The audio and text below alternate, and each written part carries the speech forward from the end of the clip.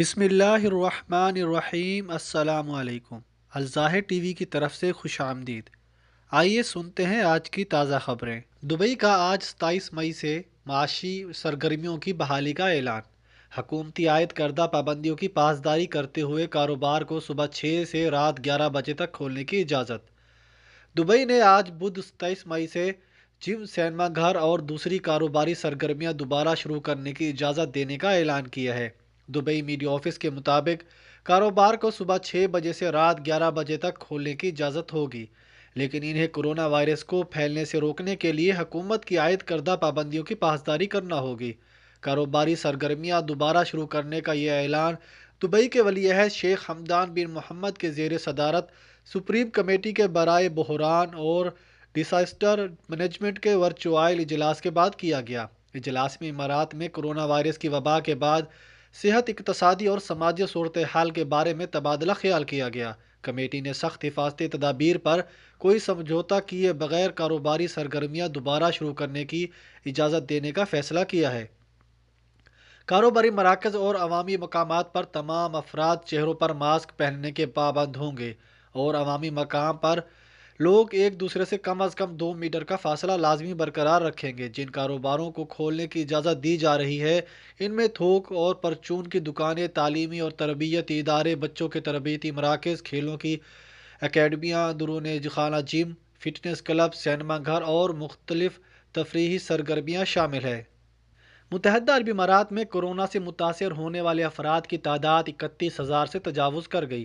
گزشتہ 24 گھنٹوں میں کورونا کے 779 نئے کیسز سامنے آ گئے۔ مزید 5 مریض جاں بحق۔ 16,000 کے قریب افراد صحت یاب بھی ہو گئے۔ متحدہ عرب امارات میں گزشتہ 24 گھنٹوں کے دوران مزید 779 افراد میں کورونا وائرس کی تشخیص ہوئی ہے، جس کے بعد مملکت میں کورونا کے شکار افراد کی مجموعی گنتی 31,086 تک جا پہنچی ہے۔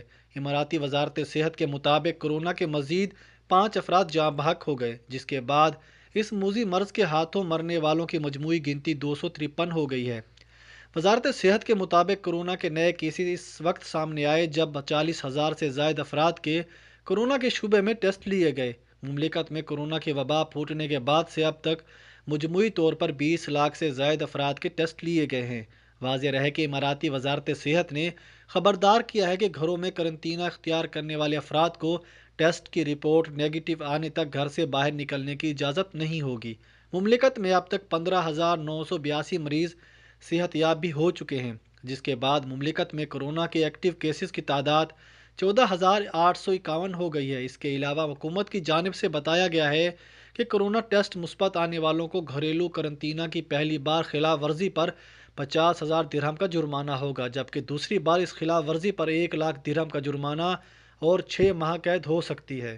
وزیر اعظم عمران خان سے ابوظہبی کے ولی عہد اور متحدہ عرب امارات کی مسلح افواج کے ڈپٹی سپریم کمانڈر شیخ محمد بن زائد ال نہیان کی ٹیلی فون پر بات چیت۔ دونوں رہنماؤں کا کورونا وائرس کے پھیلاؤ کو روکنے اور دو طرفہ تعاون کو فروغ دینے سے اتفاق۔ وزیر اعظم عمران خان سے ابوظہبی کے ولی عہد اور متحدہ عرب امارات کی مسلح افواج کے ڈپٹی سپریم کمانڈر شیخ محمد بن زائد ال نہیان نے ٹیلی فون پر بات چیت کی، جس میں دونوں رہنماؤں نے کورونا وائرس کے پھیلاؤ کو روکنے اور دو طرفہ تعاون کو فروغ دینے سے اتفاق کیا۔ ابوظہبی کے ولی عہد نے پیر کو وزیر اعظم عمران خان کو ٹیلی فون کیا۔ انہوں نے عید الفطر کے موقع پر وزیر اعظم عمران خان کو مبارکباد دی اور ان کے لیے نیک تمناؤں کا اظہار کیا۔ انہوں نے کراچی میں PIA طیارے کے حادثے میں قیمتی جانوں کے نقصان پر وزیر اعظم کے ساتھ تعزیت کا اظہار بھی کیا۔ دونوں رہنماؤں نے کورونا وائرس کی عالمگیر وبا سے متعلق امور اور اس سے نمٹنے کے لیے دو طرفہ تعاون میں اضافے کا امکانات پر بات چیت کی۔ وزیر اعظم عمران خان نے UAE میں پاکستانی قیدیوں کی معافی اور ان پر بروقت پاکستان واپسی پر ولی عہد کا شکریہ ادا کیا۔ انہوں نے کورونا وائرس کی عالمگیر وبا کے پھیلاؤ کو روکنے کے لیے متحدہ عرب امارات کی کوششوں کو سراہا۔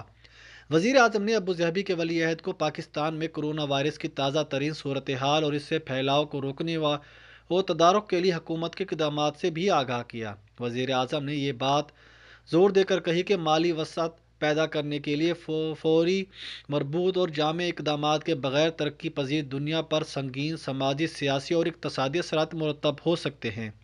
انہوں نے ترقی پذیر ممالک میں اس طرح کے نتائج کے اثرات کو کم کرنے اور معیشتوں کو دوبارہ پاؤں پر کھڑا کرنے کے لیے ان ممالک کے لیے عالمی سطح پر قرضوں میں ریلیف کے حوالے سے اپنی اپیل کا حوالہ بھی دیا۔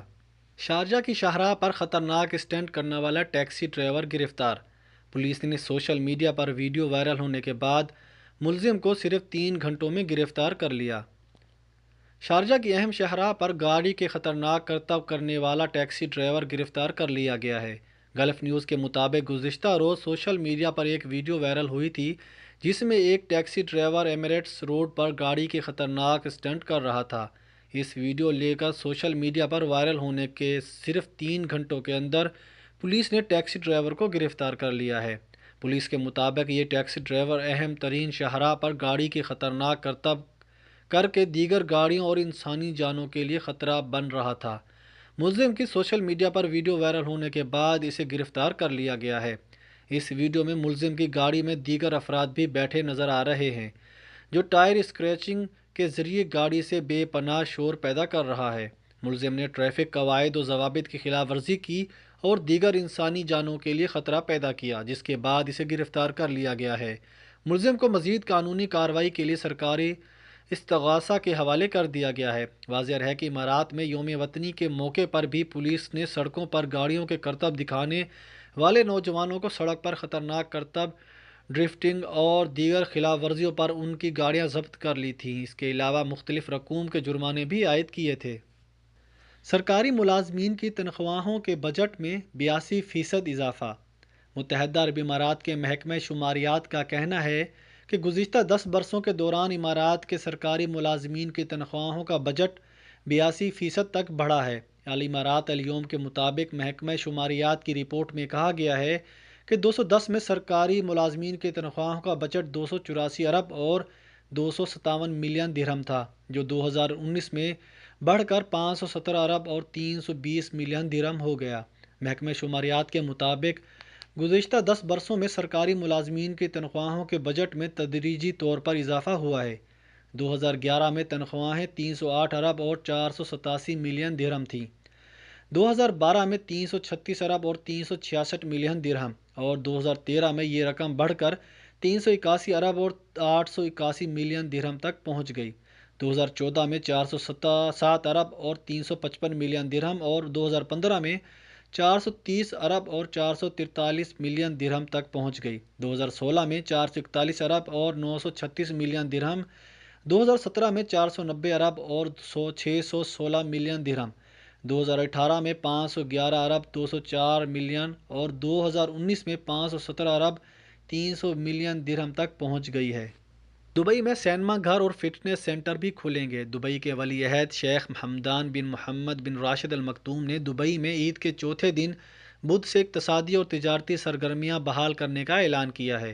روزانہ صبح 6 سے رات 11 بجے تک تجارتی ادارے کھولے جائیں گے۔ دبئی حکام نے تجارتی سرگرمیوں کی بحالی سے متعلق تفصیلات جاری کی ہیں۔ سینما گھر اور سپورٹس سینٹر بھی کھلیں گے۔ متحدہ عرب امارات میں مقیم غیر ملکیوں کی واپسی اور مختلف مسافروں کو ٹرانزٹ کی سہولت دینے کے لیے ایئرپورٹ کھلے گا۔ ناک، گلے اور کان کے علاج سمیت تمام کلینکس کھولے جائیں گے۔